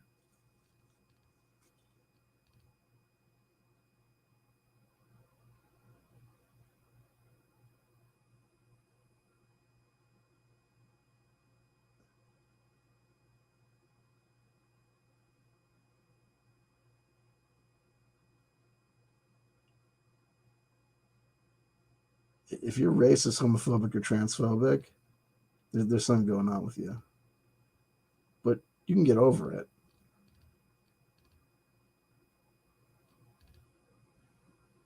And there's an objective right or wrong in certain situations. You'll get over it. Or you won't. You know what I mean? I don't know if the choice is yours. I don't know if everyone has a choice. You know what I mean? Like some people are just stupid, and like some people are just, some people just won't get over it. The Kali Yuga explained. Well, a version of it, incorrect. Cliff is like the Jehovah's Witnesses of Kali Yuga. No joke. I explained that again with the woo people versus the normies. Again. So again, I'm going to articulate this again. According to Cliff High, the woo people are going to have an easy time, dealing with this spontaneous DMT eruption, but the normies are all going to freak out and they're all going to have trouble dealing with this hyper complexity. Remember, again, according to Cliff High, he, I guess, has the ability to speak for all the woo-woo people. Number one, understand this. Woo-woo was a term of art invented by a guy called Michael Shermer to discuss the silliness that people like Deepak Chopra would spin out when they were trying to act like their new age beliefs were in tune or the same as quantum physics and stuff. And then it just started to get adopted by like new age type people. But like Cliff High likes Donald Trump. He likes Himmler and Himmler's Bible. He thinks the Jews operate on behalf of aliens. He's totally anti-Semitic. It's not. It could be no doubt. He said things that are like pro-Hitler. It's just ridiculous. And so he thinks that New Age people are with him, and the normies. And he's also homophobic, transphobic, and says racist shit. And I love him. And he can get over those things, but he says those things. So he thinks that woo-woo means that, and normie is what? Normies we're like Ellen DeGeneres, Barack Obama fans, Big Mike fans. That's terrible. Well, wouldn't it be a sin if even if she was, which she's not, but whatever. And yada yada. And we don't like Donald Trump because we don't like if you believe the unsealed documents that just came out, we don't like people that, molest and rape 13-year-olds without a condom and then throw money in their face. You know what I mean? But I guess that would make us normies. I mean, the whole thing is childish. Normies versus woo-woo people. The whole thing's ridiculous. It's ridiculous. It's childish. You know what I mean? Oh, then we get to the promo codes. You gotta get some sleep so your testosterone goes up. He was into sunning your balls. He loves Tucker Carlson. Of course, right? Everything goes into these like diametric opposites, but somehow woo-woo, according to Cliff High, includes Tucker Carlson, Alex Jones, Donald Trump, Roger Stone. I don't know who else, you know what I mean? It's just ridiculous. The whole thing's ridiculous. But we get to the promo codes. Don't forget to take your C60. Twitter shadow banned his he's going to have this chemtrail contest where you could all send in your best chemtrail photos. And I saw it and I was like, okay, this is gonna go nowhere. And then he says, oh, he never picked a winner because Twitter shadow banned his chemtrail contest. And I say, yeah, right, that was it. Press X to doubt. It is what it is. My take on it is this: bot accounts can't send you photos. I'm not saying that is no engagement. I'm not saying there is no one that watches these shows. Okay? But I am saying that the vast majority of the views that I see, that anyone sees on YouTube, on Twitter, on Facebook, on anything, is all bot activity. And especially when you get to a guy like Cliff High, you are botted out the wazoo. You're botted out the wazoo, baby. But it's like fake it till you make it. Sometimes the whole thing about bot views was the premise that you're just priming the pump. It's like putting those first couple of dollars in the tip jar at the bar. People see that, and it gets them started. So it gets the flow started, right? Like, sometimes that works. Sometimes. But there's a whole bunch of people that we've seen in this YouTube game, in this Facebook, in this Instagram wannabe influencer game, that have paid plenty of money to search engine optimization team A, B, or C, that have paid plenty of money to bot farm A, B, C, D, or F, or whatever. And the only people that made any money were the bot farms. And sometimes it's not even about money. Who just got busted with bot farms? Russia.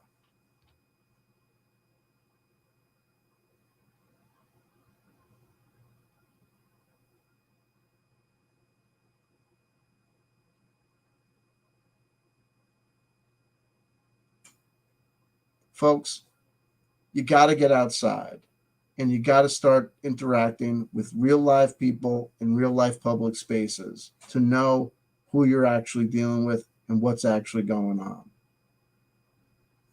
Because whether we know it or not, we are pre-programmed animals. We see numbers and we assume if there's numbers there, it must be success. And if there's people paying attention, they must be paying attention for a reason. Why are those people lined up to go into that show? Must be a good band. Not realizing that they paid those cats to go in there. Why? Because they knew if there was a whole bunch of cats going in there, people would assume that they were going to see a good band.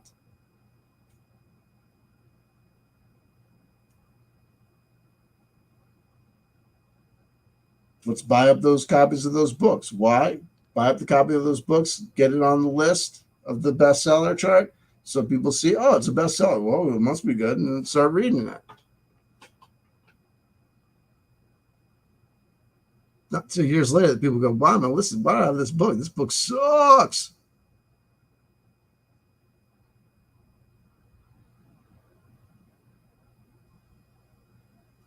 Why am I drinking this shit? Doesn't even taste good.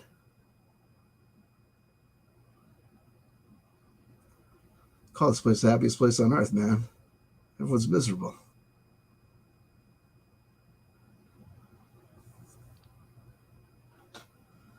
July 15th or 1 a.m. on the 16th. Mark your calendars. Stick out your tongues. Put a thumb up your butt.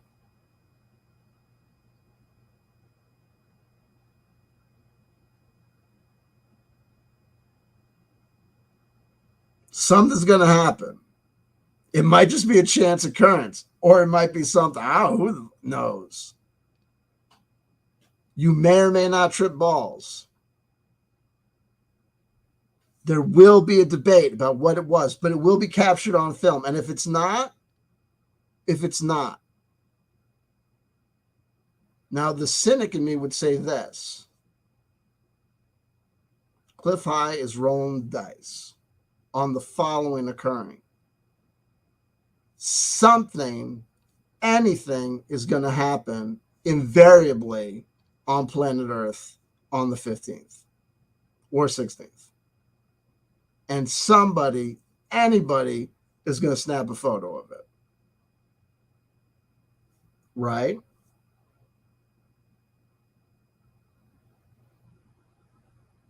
And there will be a debate about what it is or what it was. And he'll be able to say, hey, all I said was something's going to happen. It'll be caught on film. There'll be a debate as to what it was and what it meant. It could be a happenstance, which is just a freak occurrence, just by chance, or it could be an occurrence.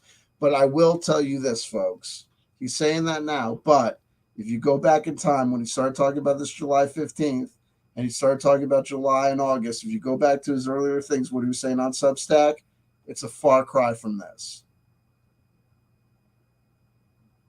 I talked about his earlier statements.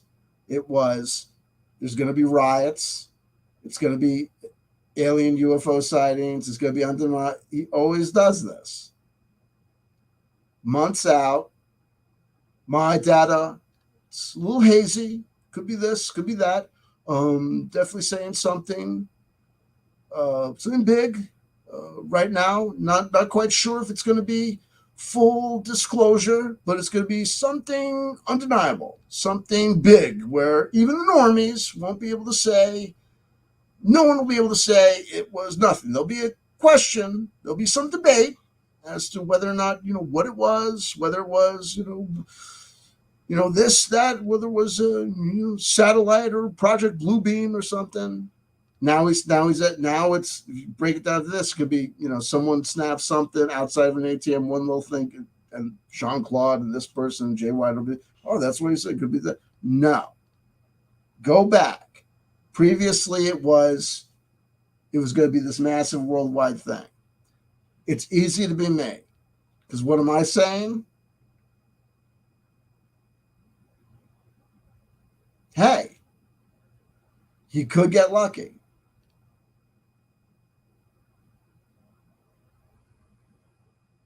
You remember old school CW Chanter? What would old school CW Chanter say?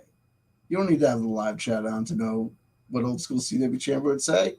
If something happens on July 15, think of monumental, or I'll give you the spread. If something happens on the 15th or the 16th, cliff high, you're my dick.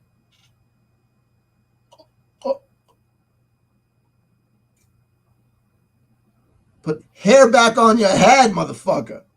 You know what I mean?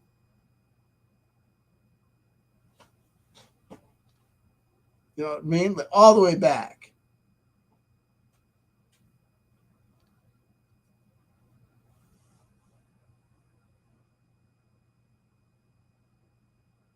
Move for the record books.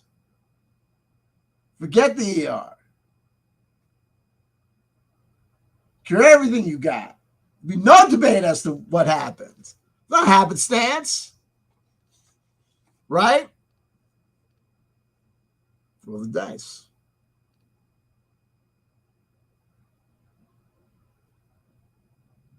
Heads you win, right?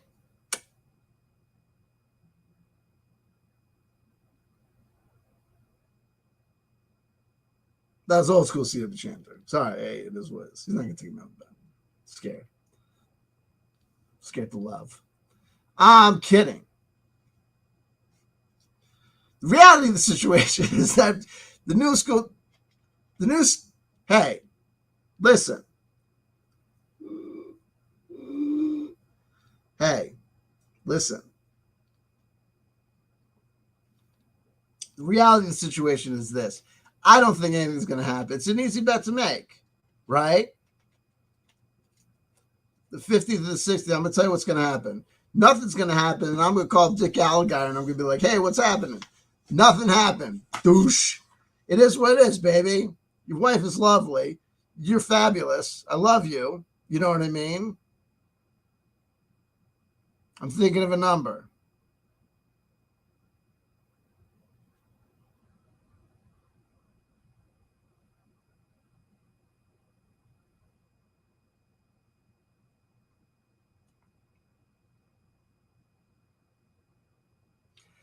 You know, you guys are screwed. It's fine. You know what I mean? It is what it is. You backed the wrong cliff. It is what it is. Don't, you know what I mean? Stop walking. Okay. It is what it is. Okay.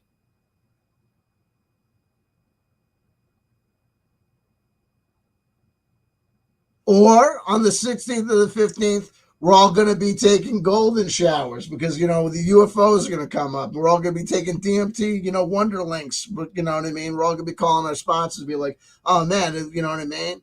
It's not going to, look, hey, well, let's see, right? Mark your calendars. Let's do this. What's today's date? It's the 12th, right? So here's what we're going to do.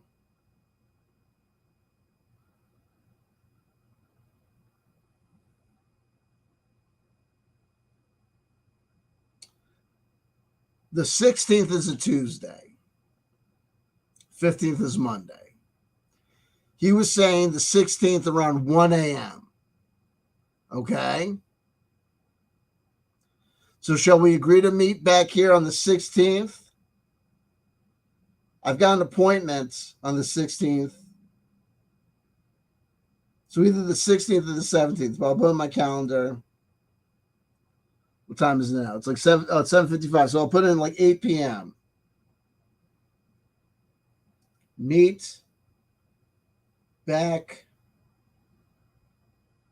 up with YouTube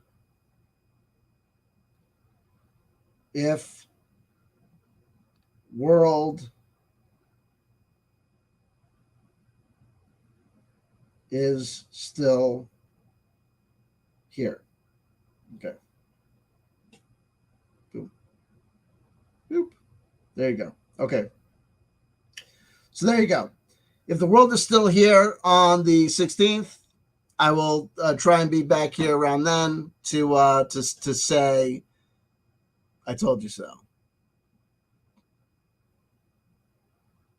or not. Going back to what do I got? Oh, this is my favorite deck. I've been using the Egyptian Tarot from 2003, but this is the Palladini Tarot, the Aquarian Tarot by David Palladini. Love this bad boy. Haven't used it in a while. Felt like it today. So this will be our prediction card for the big July 15th. Love them or leave them. Did 2 hours with you guys. Ooh! 10 of Swords. Yikes. 10 of Swords. Well, the great thing about the 10 of Swords is this. When it's all over, it's all over. 10 of Swords is this. Swords, it's ideas. It's our brains. It's our mind. Okay? The 10 is the final card. It's the conclusion. The Swords is a tough suit. It is. There's a lot of love and hope and happiness in the cups. There's a lot of power. There's some struggle. There's some fights and there's some defeats, but there's a lot of power and victory in the staves or wands. There's some downs, but there's a lot of winnings in the pentacles. But it's a lot of hard going with these swords. They say ignorance is bliss, and when you deal with the swords, you get a kind of an idea of that. It'd be a lot easier to be an animal than to be what a piece of work is man, how noble in reason. But to be aware of our mortality, to be gifted with the ability to scheme and to devise and to put these great plans into motion, but to see, to reap the karma of those endeavors.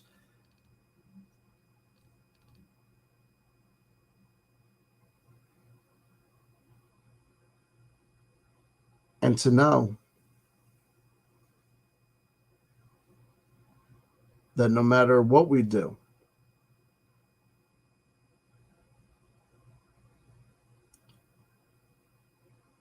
some say it will only be for this body, but for at least this body we know the end will come.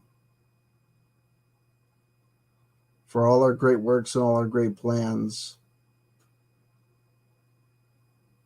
for all the wrongs that we've done, those birds will come home to roost. But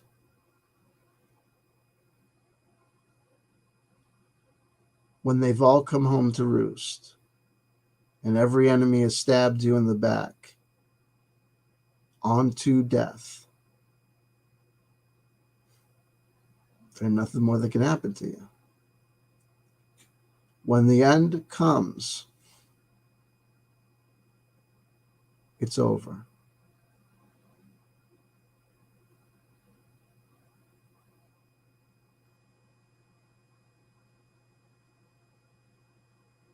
And we play with these cards and we realize these ideas and thoughts that we have, we will experience many deaths, many brilliant plans and ideas, many us's, perceived us's, people that we thought we would be, people that we hoped we would be, heroes that we thought the world would see us as, masters of money or finance that we thought we would grow to be. Many of these things, these personas and masks, we will end up seeing littered on the ground.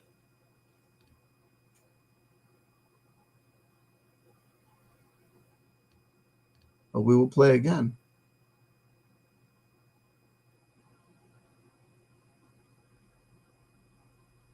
And when the time comes to play no more, it won't be any loss to us.